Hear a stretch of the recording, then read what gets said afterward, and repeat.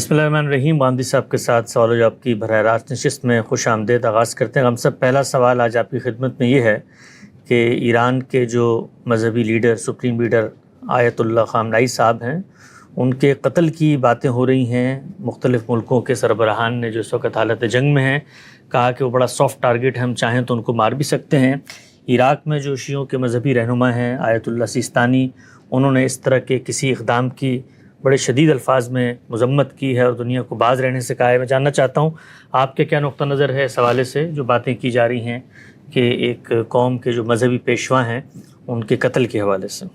کوئی عام فرد ہو، کوئی مذہبی پیشوا ہو، کسی قوم کا قائد ہو، انسانی جان کو حرمت حاصل ہے.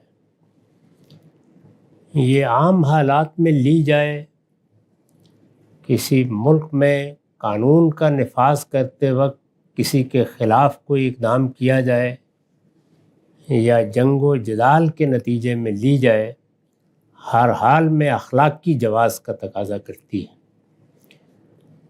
ہمارے دین میں ظلم و عدوان کے خلاف جہاد کا حکم دیا گیا ہے.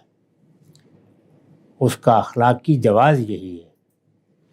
چنانچہ ظلم و عدوان کے خلاف جنگ کی جائے گی، اللہ کی خوشنودی کے لیے کی جائے گی، تو ہم اسے جہاد فی سبیل اللہ کہتے ہیں اور ایک بڑی عبادت سمجھتے ہیں.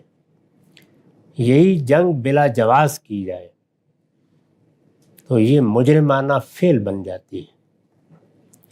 جس طرح اگر انصاف قائم کرنے کے لیے کسی کی گردن ماری جائے تو وہ اسلام کی قضا ہے، اور اگر کسی کی جان بلا جواز لے لی جائے، بغیر حق لے لی جائے، تو اللہ تعالیٰ نے فرمایا ہے کہ یہ اتنا بڑا جرم ہے کہ گویا تم نے پوری انسانیت کو قتل کر دیا.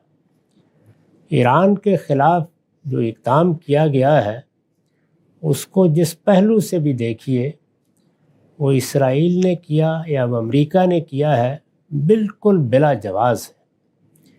اس کے لیے جو استدلال کیا جا رہا ہے اس کے پیچھے بھی کوئی اخلاقی دلیل نہیں ہے.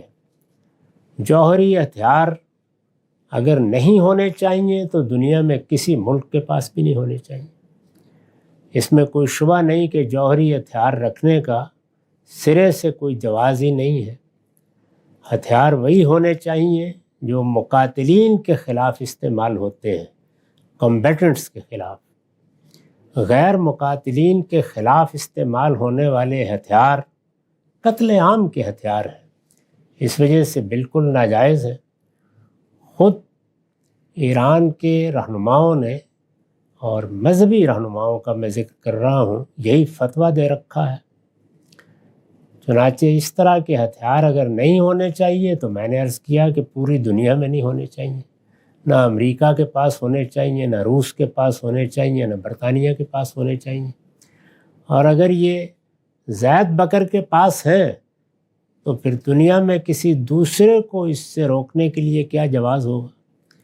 اس لیے میں نے عرض کیا کہ یہ حملہ، اس حملے کی دھمکیاں، اس کے لیے اب تک جو کچھ کہا گیا اور جو کچھ کیا گیا ہے وہ سراسر بلا جواز ہے. اور جب بلا جواز کسی کی جان لی جائے یا جان لینے کی باتیں کی جائیں تو یہ نہ جنگ ہے، نہ جہاد ہے، نہ کوئی نیکی اور خیر کا کام ہے.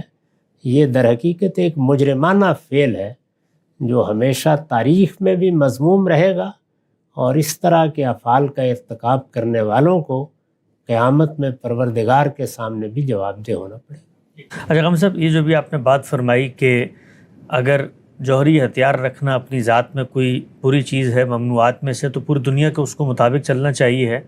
کہا جاتا ہے کہ دنیا کے جن ممالک کے پاس ہے وہاں پر اس طرح کا نظم ہے، کوئی ڈیموکریسی ہے، کوئی سنجیدہ لوگ ہیں جو دنیا کو جانتے ہیں، وہ اس طرح بلا جواز اس کا استعمال نہیں کریں گے. ایران کی جو لیڈرشپ ہے وہ دنیا کے ان دو ممالک سے نفرت رکھتی ہے، ان کے خاتمے کا خواب دیکھ رہی ہے.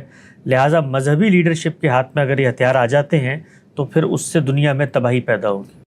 یہ ایک نقطہ نظر ہے، اس کو دنیا میں کسی جگہ پیش کرنا چاہیے. مثال کے طور پر ایک ادارہ اقوام متحدہ کا بنایا گیا ہے اسی طرح عالمی عدالتیں ہیں، وہاں پیش کریں اس نقطہ نظر کو، اس پر گفتگو ہوگی۔